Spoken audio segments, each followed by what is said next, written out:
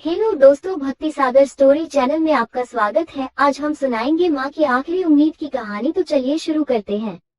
कृपया कहानी पसंद आए तो लाइक करें और चैनल को सब्सक्राइब करें और प्यारा सा कमेंट जरूर करें। एक छोटे से कस्बे में समीर नाम का एक लड़का रहता था। बचपन में ही पिता की मृत्यु हो जाने के कारण परिवार की आर्थिक स्थिति बड़ी दयनीय थी।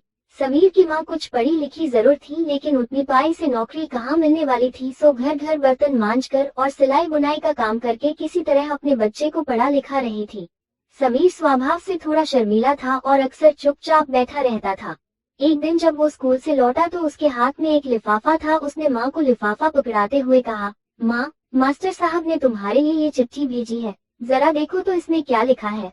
माँ ने मन ही मन चिट्ठी पढ़ी और मुस्कुरा कर बोली, बेटा, इसमें लिखा है कि आपका बेटा काफी होशियार है। इस स्कूल के बाकी बच्चों की तुलना में इसका दिमाग बहुत तेज है और हमारे पास इसे पढ़ाने लायक शिक्षक नहीं है, इसलिए कल से आप इसे किसी और स्कूल में भेजें।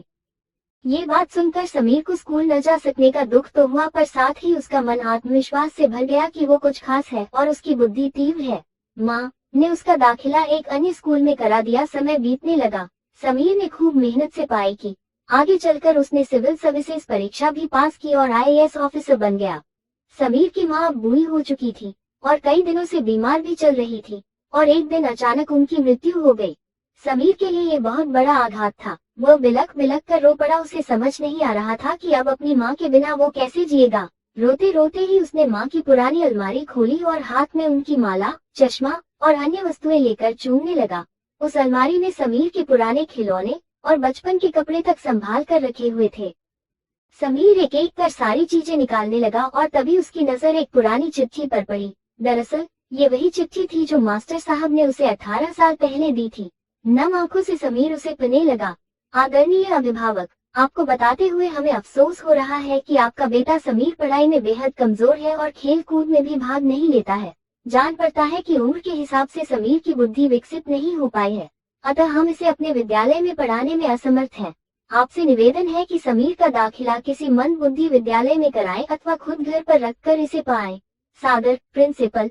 समीर जानता था कि भले अब उसकी माँ इस दुनिया में नहीं रही, पर वो जहाँ भी रहे उनकी ममता, उनका आशीर्वाद सदा उस पर बना रहेगा। दोस्तों, रुडयार्ड किपलिंग ने कहा है, भगवान सभी जगह नहीं हो सकते, इसलिए उसने माएँ बनाई। माँ से बढ़कर त्याग और तपस्या की मूर्त भला और कौन हो सकता है। हम पढ़ लिख लें, बड़े होकर कुछ बन जाए, इसके लिए वो चुपचाप न जाने कितनी कुर्बानियां देती है। अपनी जरूरतें मार कर हमारे शौक पूरा करती है। यहाँ तक कि संतान बुरा व्यवहार करे तो भी माँ उसका भला ही सोचती है। सचमुच माँ जैसा कोई नहीं हो सकता। कृपया कहानी पसंद आए तो लाइक करें और चैनल को सब्सक्राइब करें और प्यारा सा कमेंट जरूर करें।